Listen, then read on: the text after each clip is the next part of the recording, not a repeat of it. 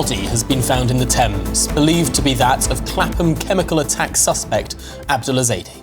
Yes, it was discovered in the water at Tower Pier, that's on the River Thames in central London yesterday, Scotland Yard have said. The 35-year-old had been missing since the attack on a woman and her two daughters in London on the 31st of January. Well, joining us now is GB News reporter Charlie Peters. Charlie, thank you very much for covering this story. What do we know from the police about how this body was found and what exactly they have said?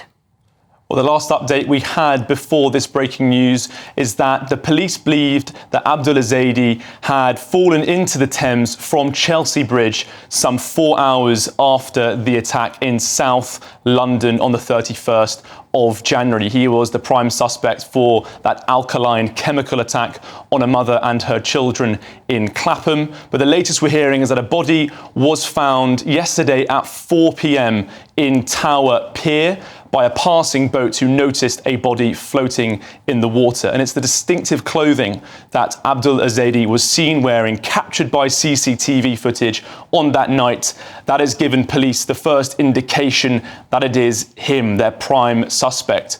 Commander John Saville of the Metropolitan Police said that formal identification could take some time because after a long time spent in the River Thames with its strong currents, immediate capacities for identification had been removed. Fingerprints are not possible, and so they're going to attempt to identify the body through more invasive means. That'll be dental records or DNA testing. So the body uncovered at 4 p.m. yesterday, following on the last analysis that the police gave, that a body, Abdul Ezedi, had fallen into the Thames after 4 hours after the attack took place.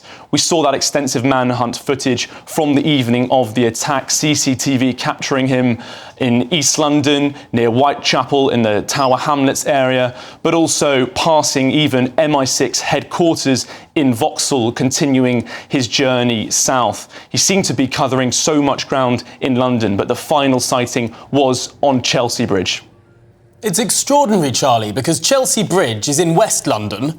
Tower Pier is getting towards East London. Perhaps the body had been floating down the river for weeks, which raises the question, if this body was floating in the River Thames, in the most densely populated part of the country, one of the most populated cities in the world, how did no one see it until yesterday?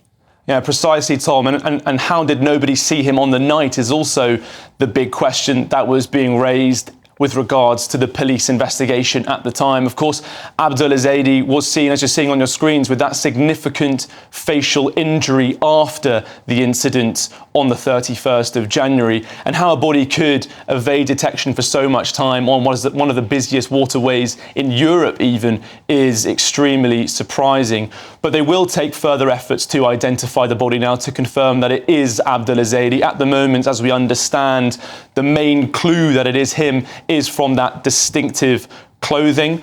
They've also given an update on the victim of that alkaline attack that shocked the nation on the 31st of January. They're saying that the victim is now in a stable condition. Her condition has improved, but they will continue to conduct efforts to identify this body found yesterday at 4 p.m. in the Tower Pier area of East London. And I would imagine if the body has been in the Thames for 3 weeks, nearly 3 weeks, then it will be in a deteriorating condition, of course. So that makes it a little bit more tricky for the police to identify. That's correct. So dental records or DNA testing is going to be the likely method to identify if this is Abdul Ezedi, that prime suspect, the Afghan-born 35-year-old asylum seeker who first arrived in Britain in 2016 on a lorry. You'll recall, Emily, that he had 2 failed asylum applications, finally processed after a conversion to Christianity, and also despite a sexual assault conviction. This story has been filled with controversy and concern from the very start, but now with the discovery of a body in East London, the Met hopes they will have a final understanding of what has taken place here. Charlie Peters, thank you. Now, the Metropolitan Police has released a video on X, formerly Twitter, where John Saville, the Met Police commander, gave an update in the last few minutes. Let's take a listen. At about 4 o'clock yesterday afternoon, Monday the 19th of February, our Marine Support Unit recovered the body of a man from the Thames at Tower Pier. Based on the very distinctive clothing and some property that was on the body, we strongly believe this man to be Abdul Ezedi. As a consequence, we've made contact with his family to pass the news on about this development, and we will now formally work with His Majesty's Coroner for a formal identification and post-mortem. So there you go. Those are the words of John Saville, the Met Police commander in charge of this case. Shall we speak to the former detective superintendent at the Metropolitan Police, Shabnam Chowdhury, for a little bit of insight into how this investigation may have been conducted? Shabnam, thank you very much for joining us. An absolutely huge manhunt. It's been 3 weeks or so since we learnt of this suspect, Abdul Ezedi, on the run. We now find out that he was potentially in the Thames for up to 3 weeks, last spotted in West London, then found in nearer East London.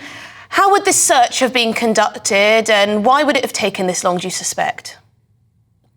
Well, I think the biggest challenge that the Met had from the outset was when he went missing after literally 4 hours is a digital footprint from him. So whether it's bank accounts, whether it's his mobile phone, the CCTV footage, there was a timeline of that, but it didn't take you much further than Chelsea Bridge. So they worked on the basis that it's likely that he'd gone into the Thames. And remember, then they had a big manhunt on whether he was actually had gone into the Thames.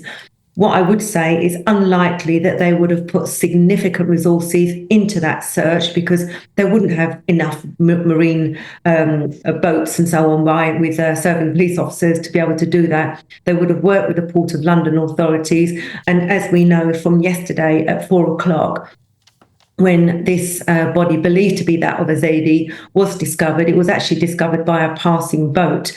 And when you think, you just mentioned he was last seen in Chelsea, but actually found in East London near Tower Bridge, the likelihood is that the body may have come to the surface for very short periods of time, or the tide and the current and the undercurrent of the water and other debris would have moved him. They've now got the job of actually identifying him because, as we all know, bodies do decompose in water or on land. So they're going to have a job trying to establish exactly that it is him. But let's not forget, the man has convictions. Ezedi was a convicted sex offender. He was on the registered sex offenders, and he also will have his DNA and fingerprints on the police database. So they may be able to match whatever DNA that they get with that is on the police database. That's a really, really important point. We might get positive identification really rather soon. As and when we do get more information, of course, we will bring it forward. But Shabnam, a lot of people will be asking, what will be the stages of this investigation? It seemed like things were much more intense in those first 7 days. Images were being released, almost drip-fed to the media. CCTV images of the attacker Abdul Ezedi before the attack and afterwards with his distinctive wounds to his face. It then seemed to get quiet after around 7 days. Could it be that the police had basically sussed it out that he was likely in the river by that point? I doubt that they would have got complacent. They would have continued their manhunt, but I think they were quietly confident that because of the fact that there was absolutely no trace whatsoever in terms of mobile phone or anything else, there was a strong likelihood that he'd gone into the river. They did continue their search, and remember, on the 11th of February, through that river search, 2 other male bodies were recovered whilst their marine officers were searching the Thames. Such a huge river. With such depth, with such changing times, current, weather, all would have played against them. Their priority would hopefully have been to find him alive. Thank you very much indeed for your time. Great to speak to you. Shabnam Chowdhury, who is a former detective superintendent at the Metropolitan Police. Now, what I was thinking is about what does this mean for justice when it comes to the victims? Yes. If this is Abdul Ezedi, which seems like it very much is, then you know, he's not going to be behind bars for life, is he? Or is it perhaps greater justice that he won't be able to live out the rest of his days? Well, get in touch, gbviews@gbnews.com. Is it better that he's found dead, or should he have been locked up for the rest of his life?